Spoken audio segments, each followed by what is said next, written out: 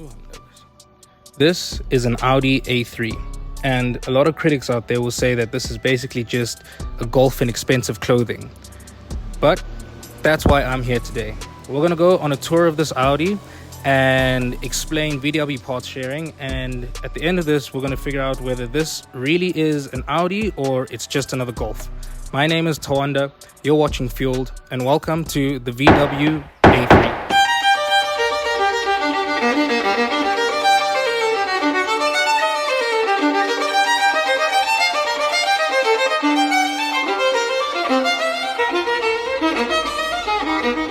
Now, our main question is this a VW Golf? And the short answer is yes. Thank you for watching, everybody. My name's been Tawanda. This was Fueled. Good night. The sun is hot. But on a serious note, these two cars do share a lot of components. They share the chassis structure, the suspension, the steering, the ECU, the assistant technology, the engine, and even the fuel tank. But I think to understand a little bit more about this Audi, we need to dig a little bit deeper into its history.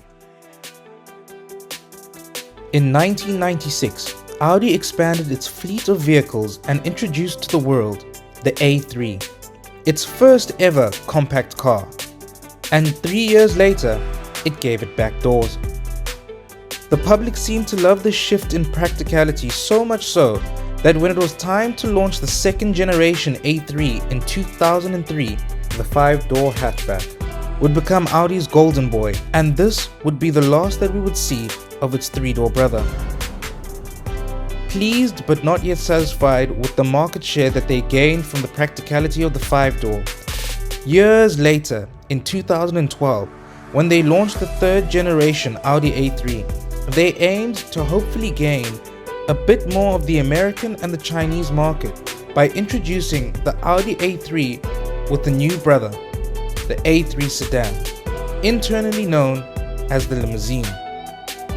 America, China, and in fact the rest of the world loved this so much that the limousine is now a core model alongside its hatch-shaped sibling in the current 4th generation Audi A3.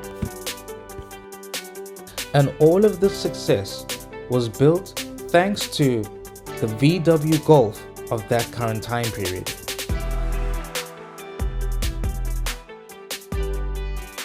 But we've all heard about manufacturers digging into other manufacturers' parts bins to find some parts to put on their cars.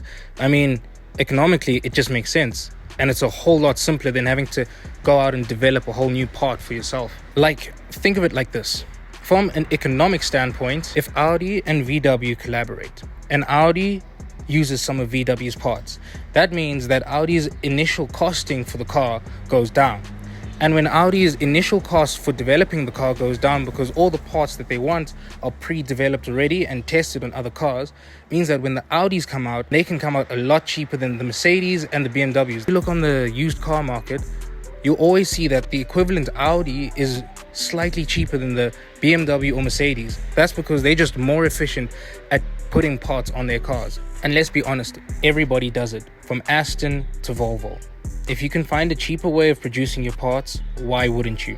That way, manufacturers don't have to spend so much time developing parts, and rather they can use their time in covering up so that you don't know that they have taken the parts from other cars. Like, let me give you an example of what I mean. Audi and VW have been like this for quite a while.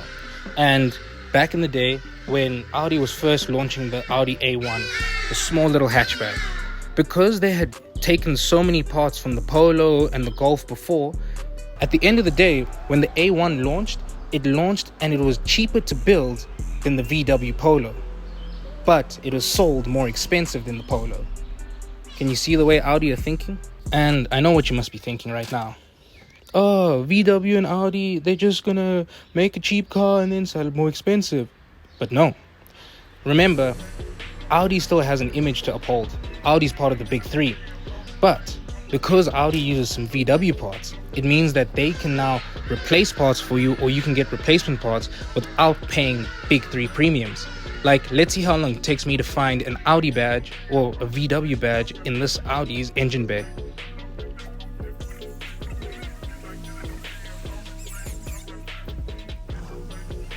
Up, found it.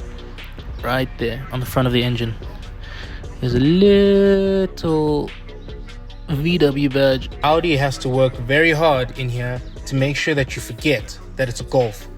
And to be honest, what they've done is quite good. So everything feels nice. Like the dash feels good. This center Audi screen is cool. I like it. I really like it. It's like quick to touch. The graphics are really nice. The center screen in front of you looks really good, and you can get different views on it.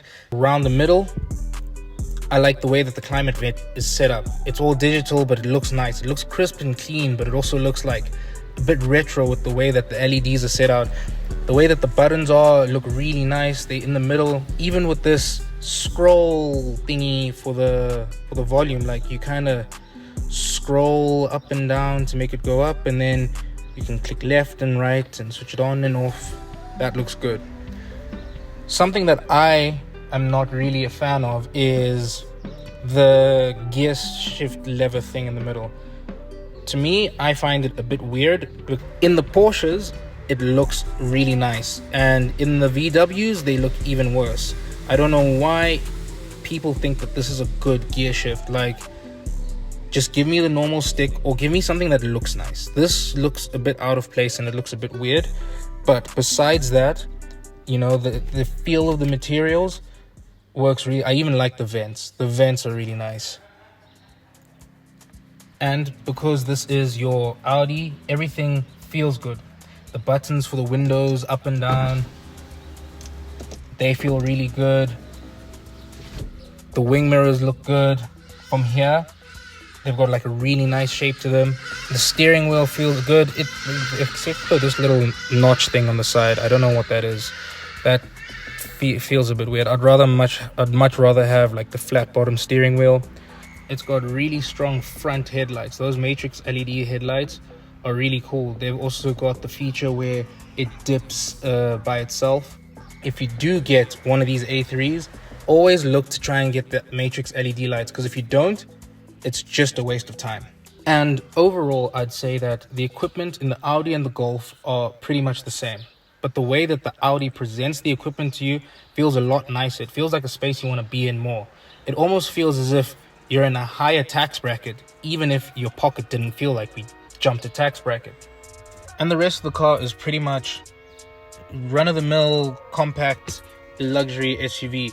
Back here, it still feels pretty nice. You've got a 12-volt socket. You've got some aircon vents in the middle over there. You have two cup holders over here. Yeah, I did not know that. Ooh, and it's the cup holders that fit your drink as well. You don't necessarily get that much headroom here. You'd probably get a lot more headroom in the Golf. If you are 6 foot tall like I am, sitting at the back of another 6 foot tall driver would be a little bit of a problem for long trips. But personally for me, I like the look of this limousine a lot more. This has a lot more of a sleeker, sexy look to me. But when it comes to the S and the RS spec, I like the hatchback more, because that hatchback is just sick. Well done, Audi. In terms of size of vehicle, it's a good size, you know. Not too big, not too small. The boot is big enough to fit golf clubs. The middle is big enough to fit kids in the back or your homies if they tagging along. Passenger seats is big enough for your girl, no matter how you like her. And the driver's seat feels nice. It's big enough for any. Got it.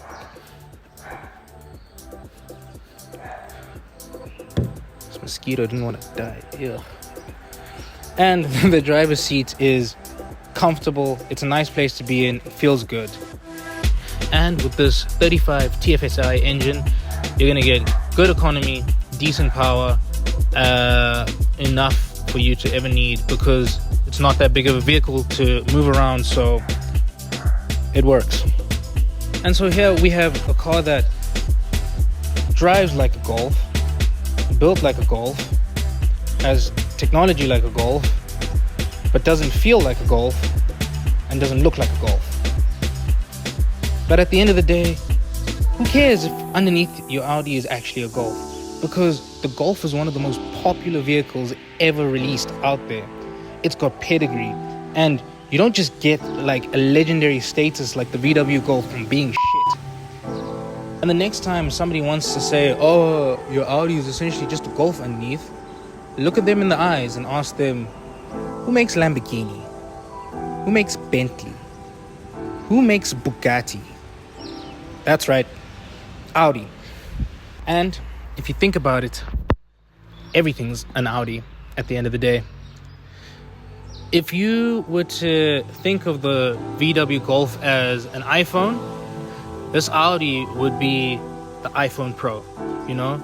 Kind of built from the same thing, same concept, same idea, same software, but one just has a little bit extra that makes it feel more premium, and that little bit extra is what we all pay for. My name is Tawanda, you're watching Fueled, and this was the Audi A3.